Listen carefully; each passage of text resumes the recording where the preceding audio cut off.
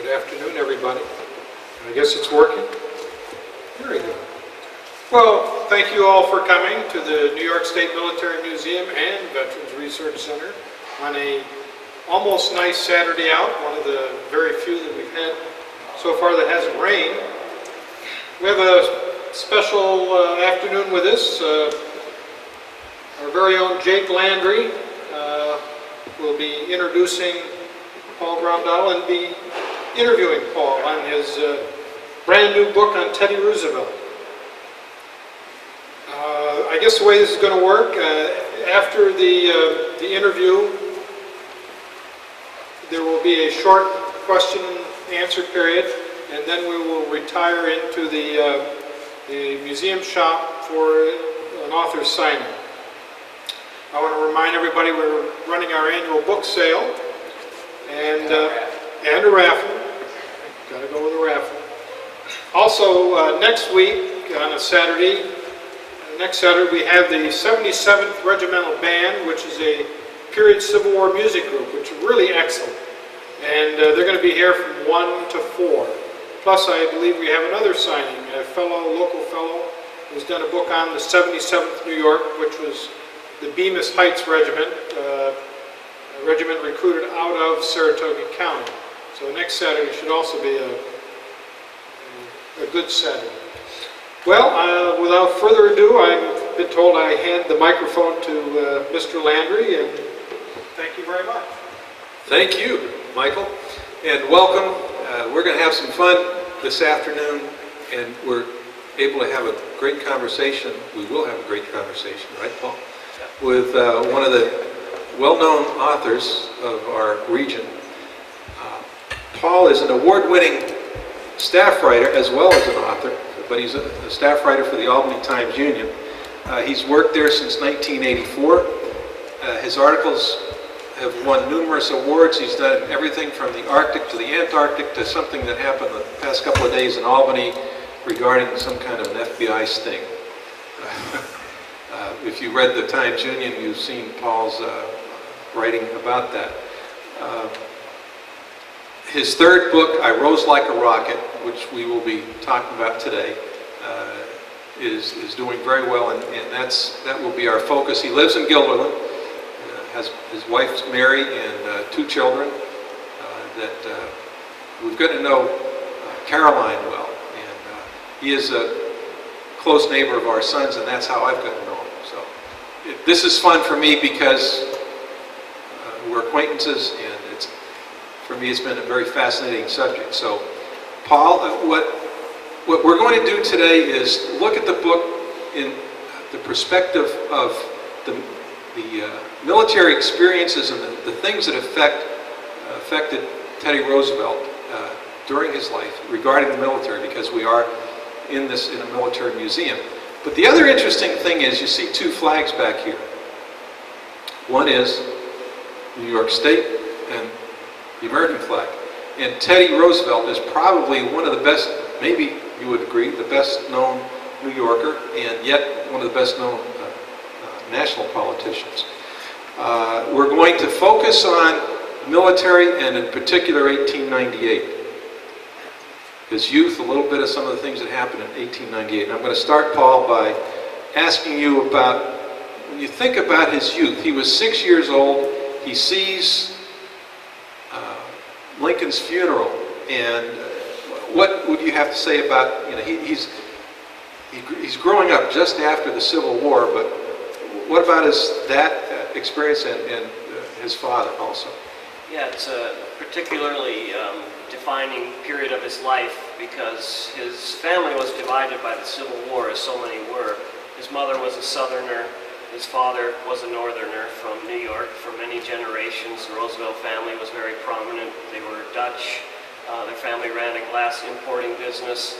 When the Civil War broke out, the father, being very prominent and wealthy, did what many New Yorkers at the time did. They paid someone else to take their spot with the army, and he also did that. And at the same time, he was kind of torn because his wife is Southern, and her brothers are fighting on the other side, on the Confederate side. So it was a very sort of turbulent period for Theodore. And then obviously when he's a child, seeing this huge turnout in New York City for Lincoln's body to procession through the city, and the whole city was draped in black, and all these things kind of played on his mind when he was a young boy.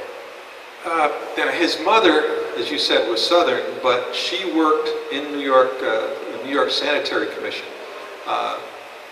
The origins of our museum here it's a Civil War collection, and a lot of what we have came as a result of artifacts that came back from the war that were displayed at these kinds of happenings in Albany and New York City. And it's kind of ironical that his mother worked at these, and I think his father did too, Right. that raised money so that that could be used for bandages and things for the Union, the soldiers from New York. And that must have been an interesting conflict for her. Yeah, it was. I mean, they both did their part, but something that Theodore, and as we get up to the Spanish-American War, we'll talk about, but Theodore, the son, always felt sort of a lot of issues, a lot of unresolved, both anger, kind of puzzlement why his father did not go fight during the war. He had grown up reading a lot of military history books. He'd hear these stories from his uncles, his mother's brothers, about the Civil War, and they were Navy men for the Confederate Navy, and he kept wondering why didn't his father fight, and it was the one kind of part of his father's personality that was a detraction for him, and he never quite resolved that, and was one real reason why he wanted to get to the front lines and taste war firsthand for himself. Okay, you mentioned something, and I think it's critical. He was a voracious reader in his youth. At the same time, he had a lot of problems with his health. I mean, those are two things that I remember from your book. Yeah, I think they sort of go hand in hand. He was very sickly as a young boy, and right up to adolescence he had chronic asthma. And he was never really in a regular school. He was so sick, his mother would often have to take him to places like Saratoga Springs, where he would drink the water that supposedly had curative effects, Richfield Springs, go to areas in the south where the air was supposedly cleaner, the mountain air of the Adirondacks. So all this time he wasn't really with other children his age or going through a regular school program. What he did was read and read and read. He spent weeks, months at stretches in his bed reading. So he developed this incredible bookish kind of intellect, and it also helped develop what a lot of people in his later years were astounded by, what was really a photographic memory. He could read a book like this in an afternoon and remember nearly every detail as if he made Xeroxes of every pages in his mind, and that served him very well in his literary career as a politician, and all sort of stemming from all the time he spent alone as a sickly child with a book propped up on his lap. Interesting that he was a reader, and you said also he became, he just wrote and wrote and wrote. Yeah, he did, starting from, I mean, the letters are fantastic. A lot of my research was at the Houghton Library, a world-class library of rare and special manuscripts, and it also was the home of the Theodore Roosevelt collection.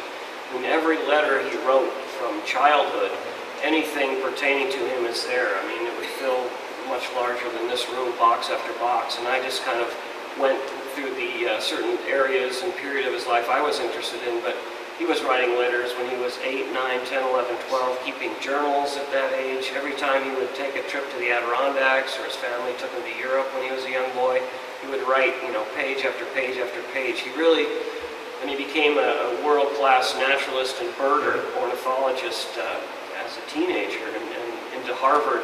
But he really liked to observe the natural world and record every animal he saw and the characteristics. And then he got more into sort of travel logs. He would tell funny little stories in his journal about the people he met on these trips. And it all kind of helped him develop as a writer, because as an adult he published 34 full-length books. 34. In addition to everything else he did. I just got the bound copies of the Library of America, the premier kind of publisher of classic texts, is putting out a 2-volume, they're massive, one of his autobiography in the Rough Riders book and one of selected letters and other correspondence, and together they're probably 2,000 pages that will be coming out in a few months. Wow, wow. Interesting. Yeah. We're going to jump ahead a little bit here, and he goes through Harvard. One of the things he does there, and maybe it's because he's sickly, he starts to box. And, Yeah. Can you tell us a quick story, any time in his career, about an incident where his boxing, maybe it's a legend or maybe it's... Yeah, he was a small, little scrappy guy. He's really about my height. I'm 5'8". He was, when he was at Harvard and when he left Harvard and came to the assembly, he's about 135 pounds, you know, but wiry and tough, and he'd never back down. He grew up fighting his younger brother, and when he got to Harvard, he joined the boxing team, and he got pretty good.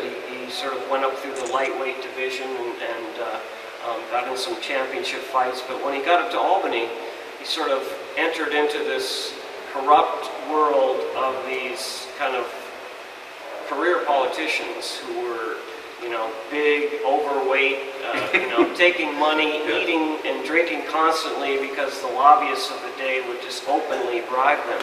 So he shows up, 23-year-old kid, and he's out to make a name for himself, and he's not going to just kind of go along, get along, play along. So they sort of concoct a scheme to sort of knock a little bit of the pretension out of him, and they kind of wait for him in this sort of dark corner of the Capitol, and they get this big guy who used to be a boxer to wait and sort of bump him and to challenge him. And Roosevelt takes him on and stood his ground with the guy, you know, 6 inches, 150 pounds heavier, and put the guy out. And several times they tried to confront him like that, and he never backed down from a fight. He often ended up, he didn't win them all, he often got bloodied and hurt, but he would really never back down and challenge, no matter what size of the person. It's interesting because that speaks about many of his life experiences beyond that. Right. Now we're going to jump to 1882 because I can say something about the museum here. In 1882, he is in the assembly, is that right? Right. But he's in the New York National Guard. In 1882, and I don't know if any of you know anything about the military, but he's a second lieutenant when the year starts, or in June, and by December he's a captain. And that's you know, I don't know if there's anything about him going to first lieutenant, but he gets. But it's significant because 1885, who dies? His father. I'm sorry, his father had died before. Okay, but Grant. Grant Dies. Right. And who marches in the funeral as a captain? Theodore does, who he had known Grant and corresponded with Grant. You'll see some letters to Grant in his letters. And yeah, he was in the funeral procession. And I think that's interesting that there's that connection there. Now,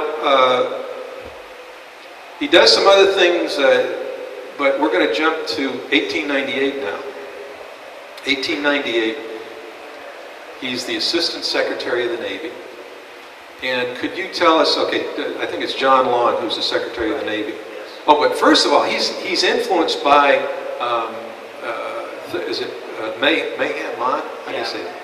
Mon, Yeah. who is a writer about, and they seem to get along. Yeah, the two of them shared a belief that the United States had let its Navy, you know, become a third-rate, really kind of weak Navy. They didn't have the latest ships.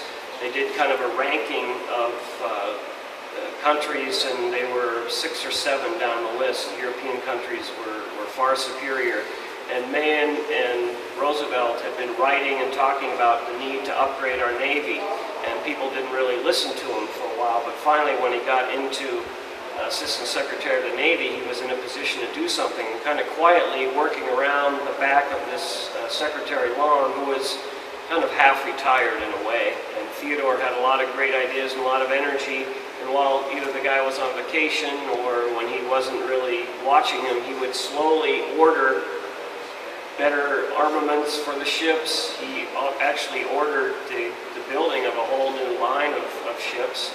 That had to get approved, obviously, but he did everything he could to get the Navy into a higher readiness, because he always wanted to go to war. I mean, there's some people that criticize his position in war, obviously, but he was always, he wanted to be on a war footing, and he wasn't afraid to go to war. He was sort of preparing the U.S. Navy for that. And would you say this was kind of a culmination of what he grew up with, his uncles, his mother's brothers, about that, and he liked to read about heroes and what they could accomplish. He did. He had this almost childlike infatuation, kind of unrealistic sense of what war meant. It was almost like slaying a dragon or something almost mythical. It wasn't until he really got to the front lines to see what brutality and what death and what war really meant. But from all his reading, he had this sort of romanticized version of it, and that also played into everything he did in the Assistant Secretary of Navy position. And one of the things that I think I recall reading is that he thought it would be a good idea to have truly a two-nation Navy that was bigger, faster, stronger, bigger guns, everything. Right. He was very visionary and forward-looking in that way.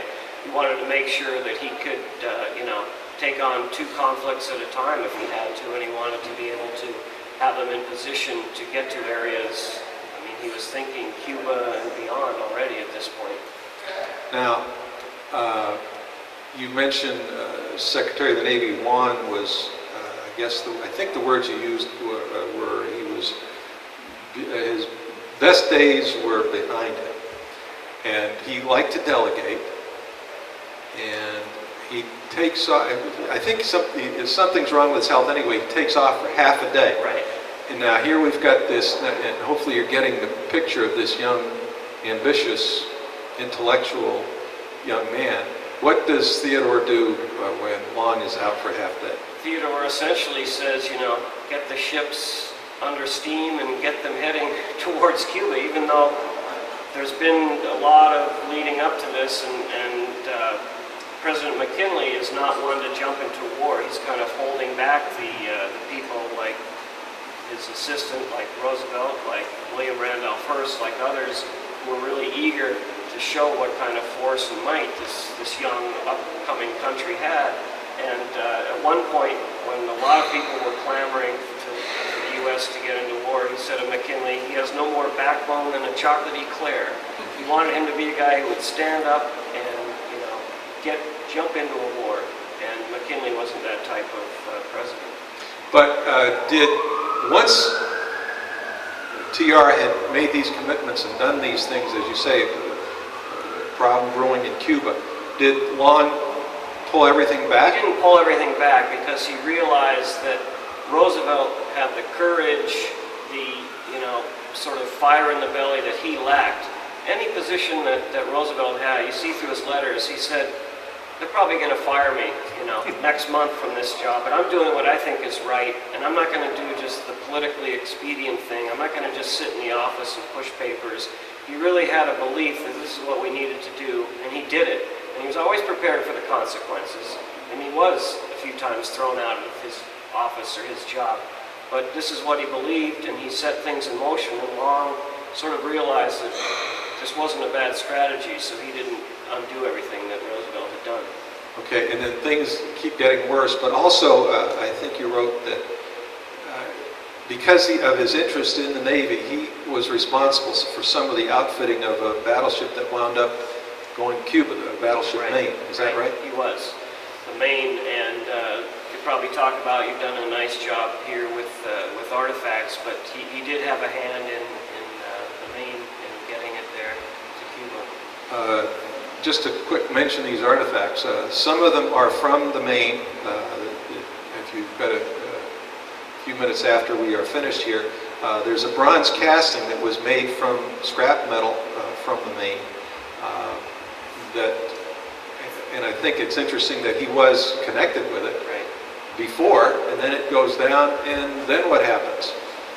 And a lot of people are clamoring for war, and there's been many books, and I'm humble being here. I'm not a military historian per se. I'm not a military expert. I don't have the final word on what happened to the Maine. I think it's, as far as I know, unresolved. Was it an explosion in the engine? Was it some kind of sabotage by Spanish forces? Anyway, the ship, goes up in flames, and there's a lot of outcry to go to war. And again, McKinley is still kind of waiting, and Roosevelt and many others are pushing him, and finally we decide to get into the war, and we start assembling troops to go to Cuba. Okay. And this is where Theodore Roosevelt, who should have stayed in Washington, as many people felt, he's very savvy about what these ships need, what our Navy needs. He should have played a leading administrative role, but that wasn't good enough for Teddy. He wanted to be in the front lines. He wanted to be what his father wasn't. He wanted to be the guy in uniform. He wanted to be the military leader. And he told everybody who was counseling him, stay in Washington, we need you there. He said, no, I'm going to raise my own regiment. And it's exactly what he did. He got some of his Harvard buddies who were polo players and sort of blue bloods, and he got his buddies. We didn't talk about that period much, but he'd spent a lot of time out in the Dakota Territory. He'd been a rancher. He knew a lot of cowboys. He got a lot of them on board, and he was developing this cavalry regiment.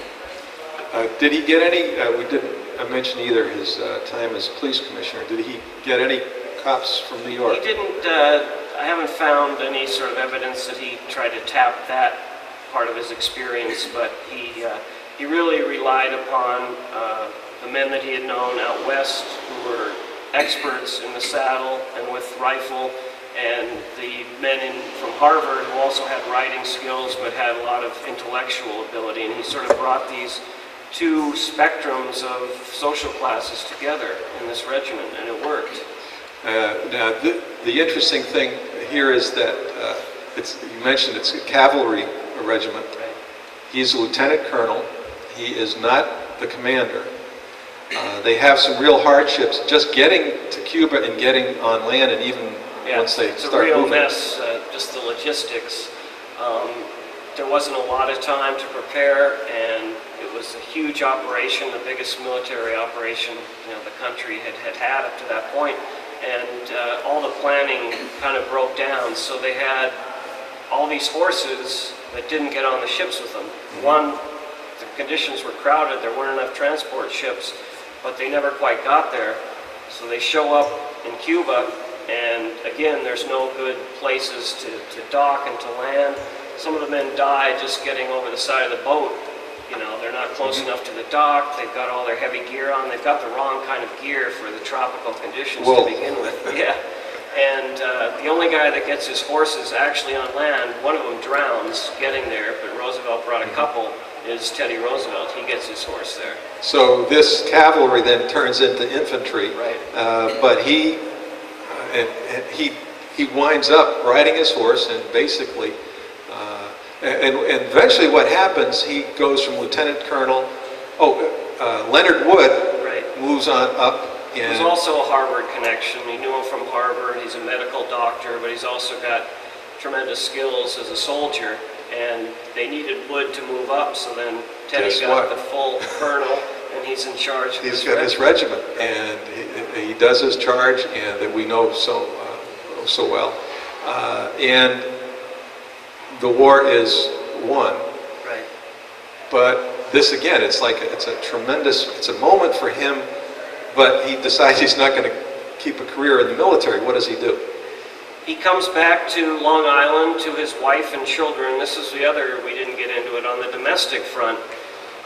You've got to kind of question, his wife was pregnant, she's now got 5 children, and he decides he has to go off to war, leaving her with this big kind of estate on Long Island. And this wasn't the first time. He'd often go off for 2 or 3 months hunting. He needed this kind of blood sport, and you could kind of look at it from our perspective, but at the time of his class and his position, it was not all that unusual. Taking care of the children in the home was considered the wife's duty, and she also had servants and help there. They had enough money to do that. But anyway, he comes back, and he wasn't, again, planning on anything in particular, but he was such a hero. He'd been written about for months on the front pages of the papers across America as this great hero, and he comes back and he just gets swallowed up in this euphoria, And the Republican leaders at the time see a perfect opportunity. We've got a guy who could become the next governor. They've got a problem in Albany because the incumbent governor, who's a Republican, Governor Black, who was from Troy, was in deep trouble with the canal scandal. There had been about 20 million expended to widen and deepen the Erie Canal, and nobody could find out what they'd done with the money, and it was kind of hung on his shoulders. So they said, Black is going to go down. We need somebody.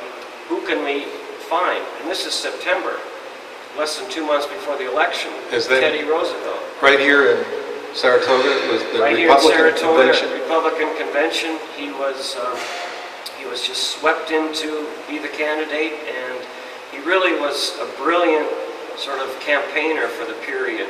He learned how to use his military. He wrapped himself in his military hero thing. He wore the hat of the Rough Rider. He brought some of his old buddies along in uniform. They would play the flourish of the bugle call. And That's an everything interesting. else. Now watch this. This has been very carefully coordinated. You heard what he said about bugle.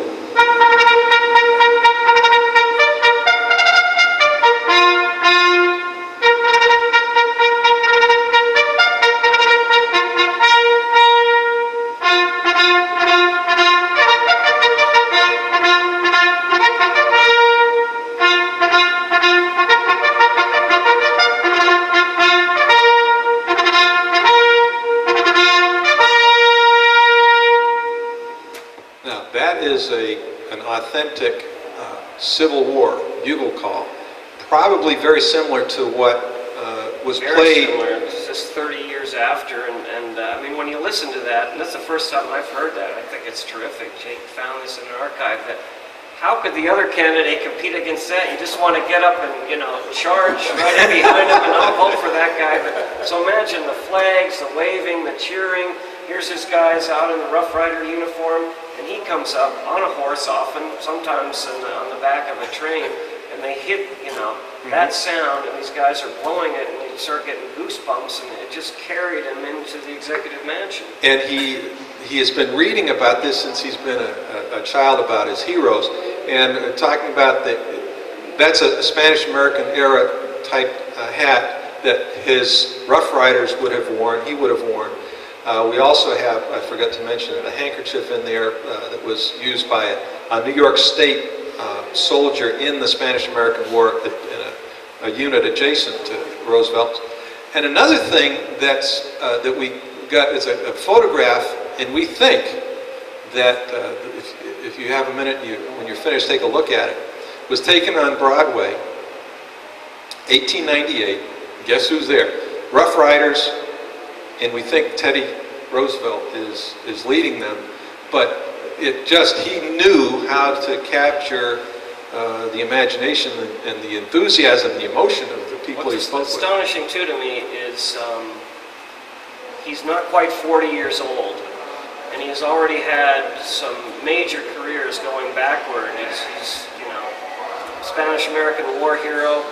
He's Assistant Secretary of the Navy, he's the Commissioner of the United States Civil Service, he's the Police Commissioner of New York City, he's a New York State Assemblyman, he's a cattle rancher in the Dakotas, he's a celebrated author, he's the father of 6 children. He's done all these things, and it's just astonishing the energy, the ability, and the intellect to keep all these balls juggled in the air and to accomplish all that. And he had much more to accomplish, obviously, after. But to do all that before the age of 40, it's amazing.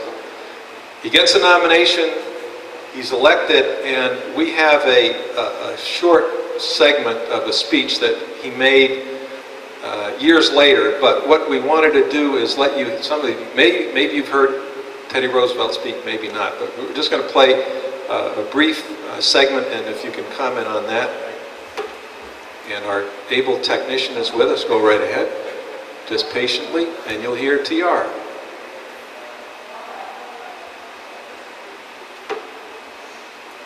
you got to press play. Yeah, I did. Press play. Excuse me.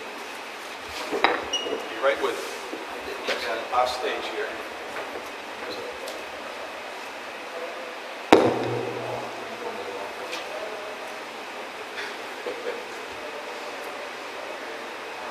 Very technical failure. Listen, my friend.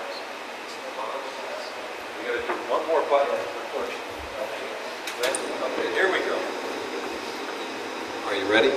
Teddy? The principles for which we stand are the principles of fair play and a square deal for every man and every woman in the United States. A square deal politically, a square deal in manners social and industrial.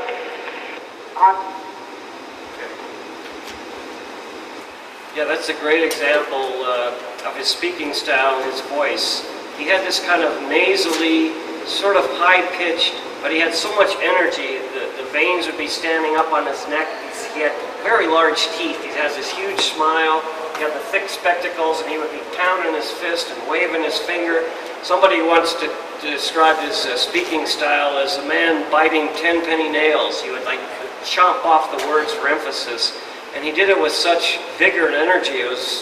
I always imagine him in the ring at Harvard, you know, it was like a boxing match, that he came from such a force of belief. He really believed in what he was pushing for and doing, oftentimes reforming things that his own party, the Republicans, were totally against, working for poor people, jumping on the corporations who he felt were stealing New Yorkers and the country blind, taking very unpopular positions, but doing it with such, you know, fearlessness that he carried the day often in his arguments.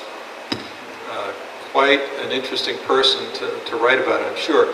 Now, your book ends as he is accepting, well, here again, he's an assistant. He's the vice president, and he gets the word, where is he?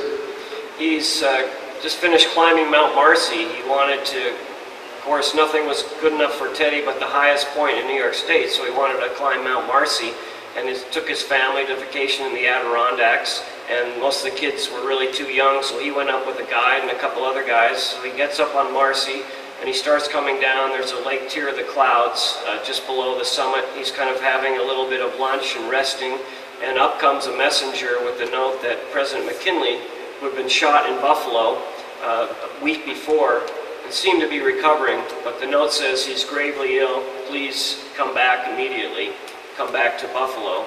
And he has a sense at that point what's happening, and the way he does it in typical Teddy Roosevelt flourish, he gets back and it's kind of dusk and he's very tired.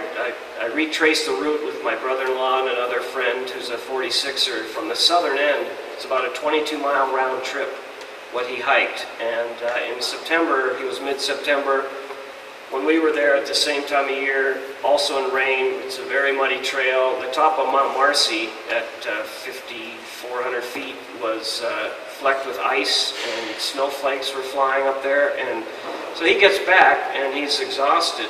He kind of regroups, eats a little bit, gets a bath, and they still don't know quite what to do. It's very difficult. There's no phone line at that point in that period.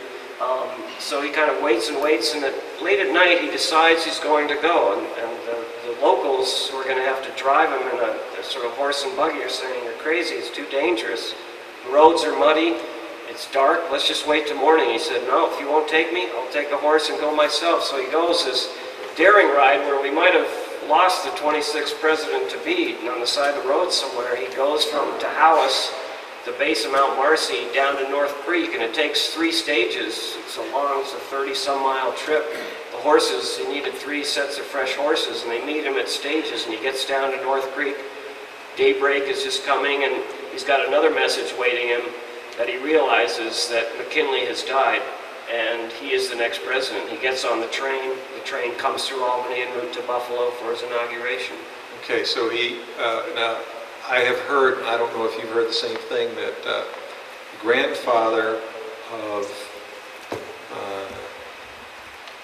George Bolster, where there's a collection at the Saratoga Museum, was the engineer, or was on that train from North Creek Came to right Albany. through, would have come right through Saratoga here. He didn't stop here, but would have come through all the way the train comes through now, Glens Falls, Saratoga, and down to Albany. And so there's a lot of connections to the Saratoga region, the museum here with his military career. Certainly in Albany, you can walk to all the same spots that Teddy walked as a young politician. Okay. This ends the book, but what we're going to do now is have a chance for you to ask some questions. If you don't have any questions, I've got a couple more for Paul.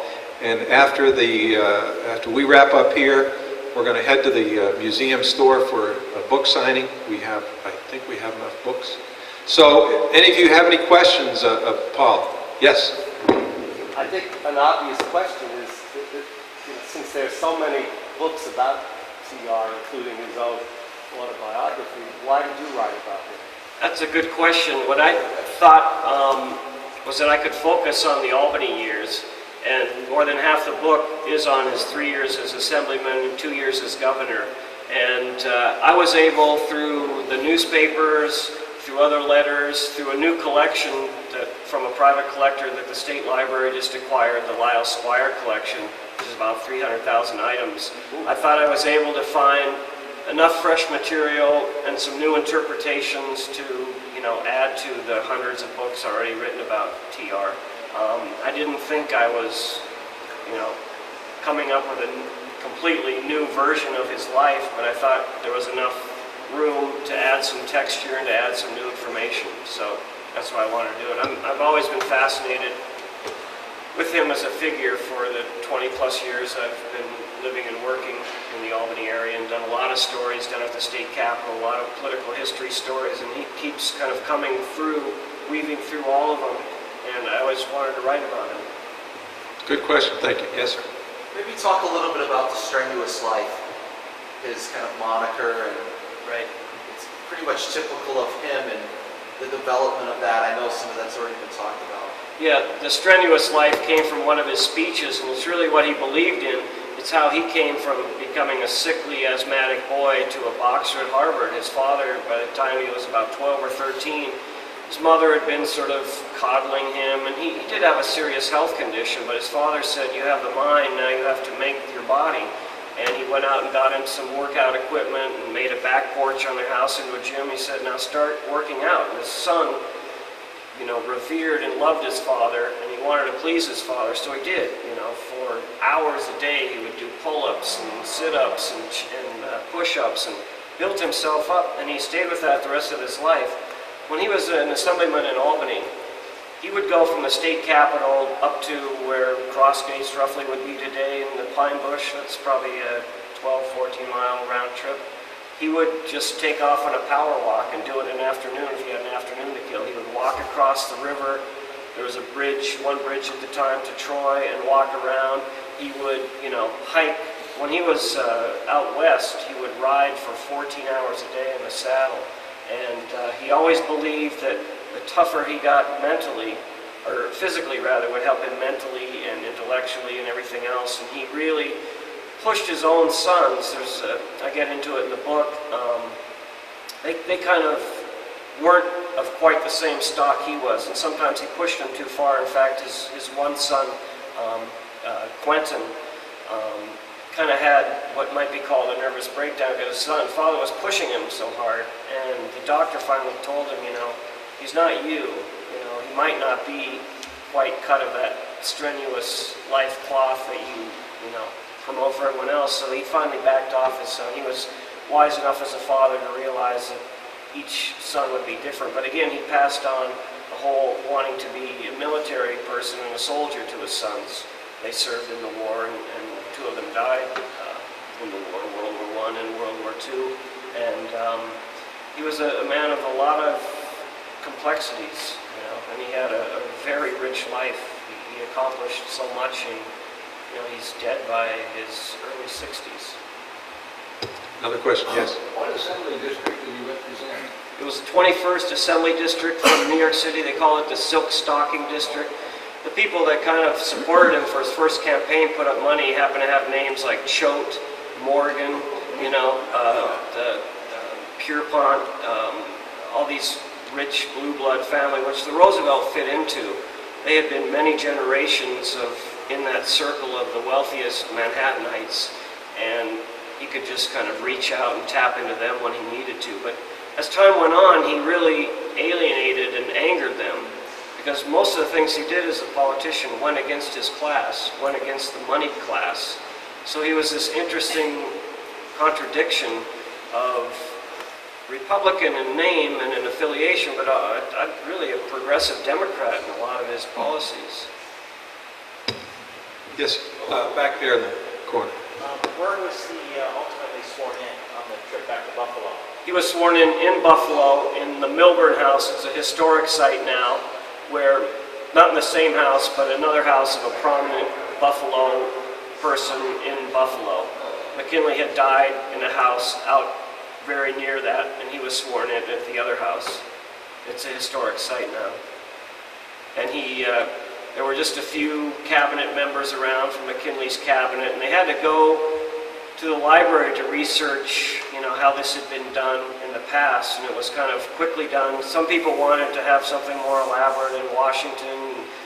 Earlier thought he might do it in Albany. That's why a lot of people were waiting for the train. There had been some speculation, but they really did a sort of simple, formal procedure in Buffalo.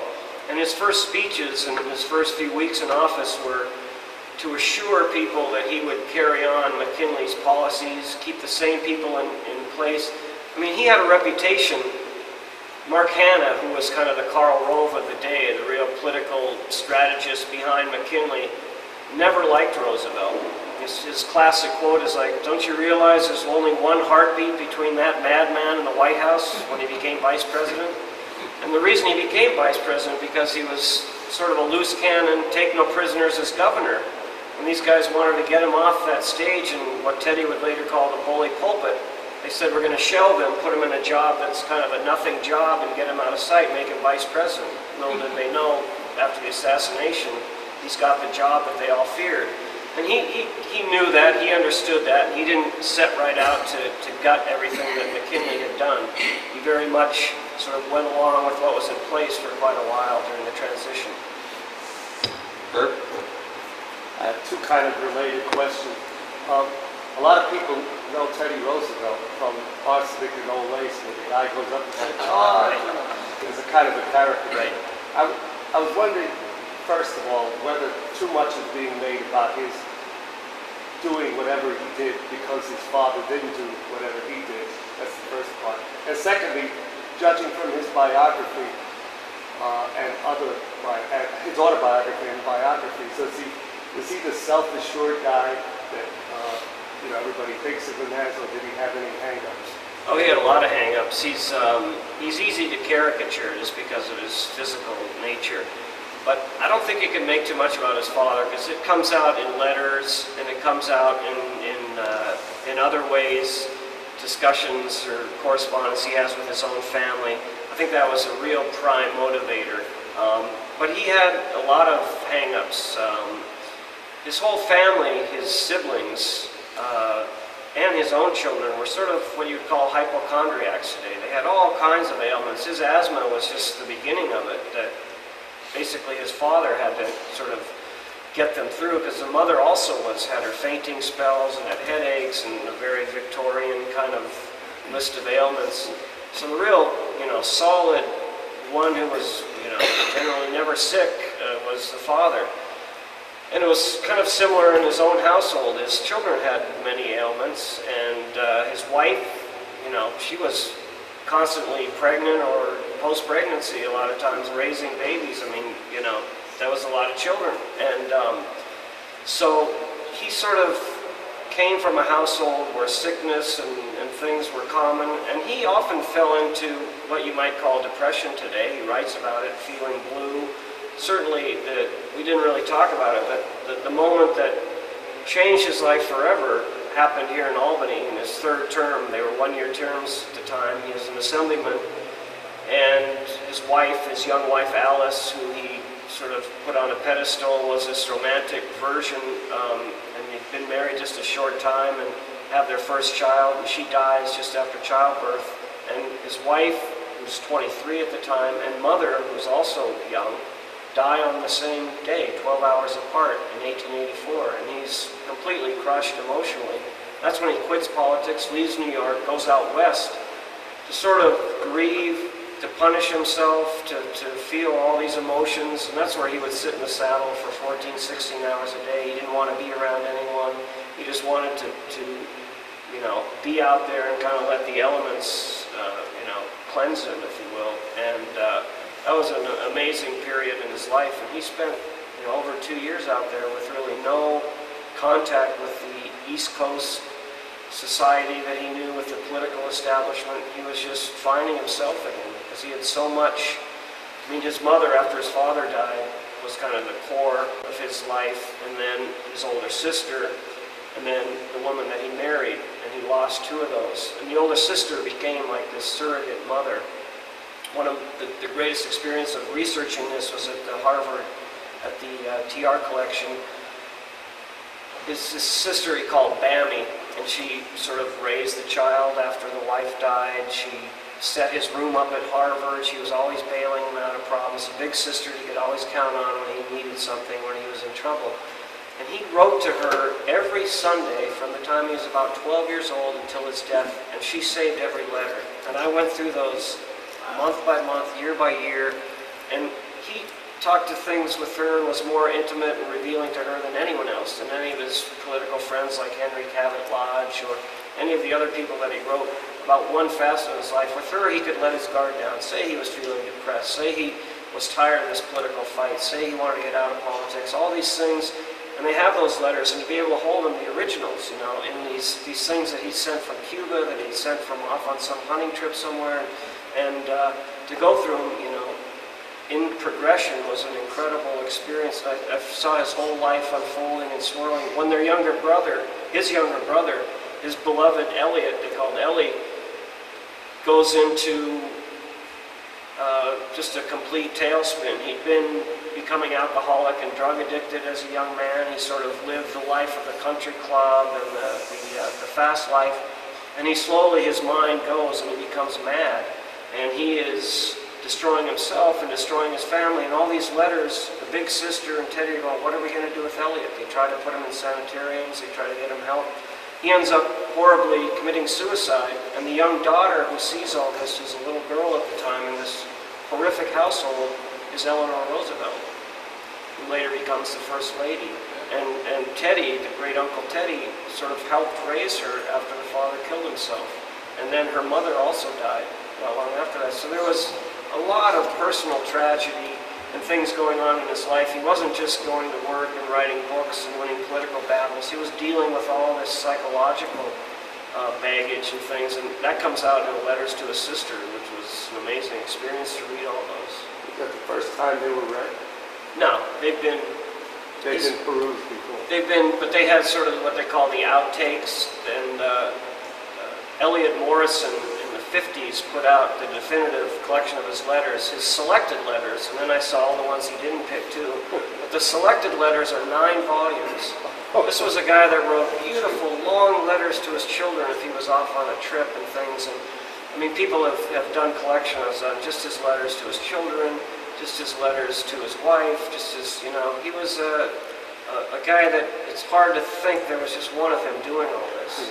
He was just non-stop. When he was on a hunting trip, he would have a book and he was like underlining and researching the next book he was writing, or he was writing letters and things, and he was the original multitasker, I think. Okay, I think we're going to just about wrap this up. There's a quote here from the book that I'm going to ask you to speak about, then I've got one more question and we'll get to the book signing. This is near the end of the book, and it sort of captures, I think, what Paul is saying. The former Cyclone Assemblyman remained a force of nature whose intellect, vitality, and depth of experience he had single-handedly excelled in a variety of careers that would have taken half a dozen merely brilliant men to accomplish, could not be contained in a job that was anything less than the highest in the land. And you want a quick comment on that as it relates to what we've been talking about? Right. I mean, all this was kind of his apprenticeship, all these careers that he had, the things that took him through Saratoga to the Adirondacks and Albany. It sort of prepared him to the White House, and all these stepping stones he took. And when he got there, he was ready. He was fully prepared, and he was one of our greatest presidents. One more question. Go ahead. Is there going to be a volume 2, or are you through writing about it?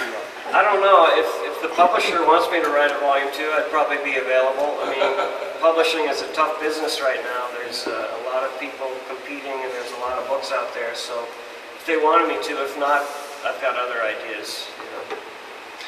One of the things that you and I have talked about, and I think it's interesting, is that when we think of the press and we think of accomplishments and presidencies and whatever, as you look back on his life, you're a journalist and an author, but what intrigues you about him as a journalist? What really is amazing when I look at my work today, and I've had several interviews with the governor and interviewed other people, political people, but he gave total and complete access to reporters. When he was governor, he would have a daily press conference. He'd say, "Come on in, boys," and let the reporters sit in his office, and he'd have his feet up on the desk and fire away. And he learned to use the press in a way that I think modern-day presidents and governors could learn from.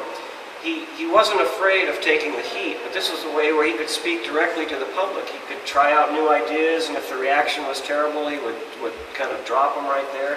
He could also get back at his political enemies, but it was a much more open exchange of information. He was clearly using it to his advantage, but you could get access today. I mean, you can count on one hand practically how many press conferences President Bush has had where he actually takes live questions and it's not a setup and all scripted. And similar with Governor Pataki, he's not all that available to people like myself who are trying to do the job of being kind of a conduit for the people. You can't just go in there and ask Governor Pataki every day like you could Governor Roosevelt questions. And I think that's a shame as a journalist and as a person in this democracy that should have information. Very good, very good. I'd like to make some acknowledgments now. First, you people for taking the time to visit with us today. Our museum staff, Michael Aikey, Courtney Burns, who helped get some of this together today that you're going to be able to look at. Patty Finch, Marie Gould, Dave DeVries, who I've talked with a couple of times. There was a program on the History Channel about Teddy Roosevelt, and you can either buy it or you can go to your local library, and I'm going to promote libraries here. Is that okay, John? I'd like to thank also the Crandall Public Library in Glens Falls. That's where I got the bugle calls. And again, it's representative. It's not what they did, but it probably was pretty close to that. The Clifton Park Half Moon Public Library for books and the DVD series that David DeVries did. Also the George S. Bolska collection of the Saratoga Springs Historical Museum for the photograph of what we think is Theodore Roosevelt, TR. He would rather, what's interesting too, he would rather be called Colonel. He really liked that. He loved it. After and he also, lobbied for himself, and he had other members of his regiment write letters, and he had, Leonard Wood write letters. He wanted the Medal of Honor. Medal of Honor. But he didn't get it until one of President Clinton's parting acts when he was leaving the White House, however many years ago, 5 years ago. So, yeah. But I also want to thank Jake Landry. He came to me with this idea. He did all the work. First of all, he read the book, and he's one of the brightest, closest readers of the book that I've had so far. He asked great questions. He put all this together. It was his idea and planned it, and it's the nicest kind of format I've had so far for this book to be able to respond to your really intelligent questions. I thank Jake for putting it together. Well, I think he deserves a round of applause. We need to have another thing I forgot to mention. Can you speak briefly about this? This is Paul's. Yeah, this is actually a friend of mine who lives in Albany. Had this hanging in their kitchen for many, many years. And I gave a talk at the State Library, and she came, and her husband and she are really good friends of mine. She was at the thing, and she left. And I was signing some books, and she came back a while later carrying this, and she said, "Frank always thought you should have this." So she brought it right over. It was just a few weeks ago. They gave it to me, and it's a really great signed lithograph of Theodore Roosevelt. So I've got it in my study now, and it's kind of an inspiration. The guy was a real hero. Well, I'd like to thank you, Paul, for taking the time. We got together once, and we've been on the phone a couple of times to prepare for this, and I have to thank you because I have become, ask my wife, I've got a stack of books, not like that, but I'm reading more about Theodore Roosevelt, TR, and curious about him, thanks to this man. And so let's hear a very warm round of applause for Paul Grondahl.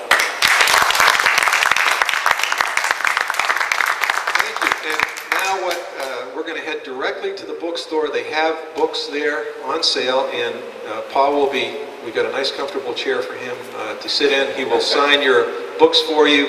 Take a minute if you like and look at the artifacts up here. And if you haven't been to the museum before, we welcome you. Thank you.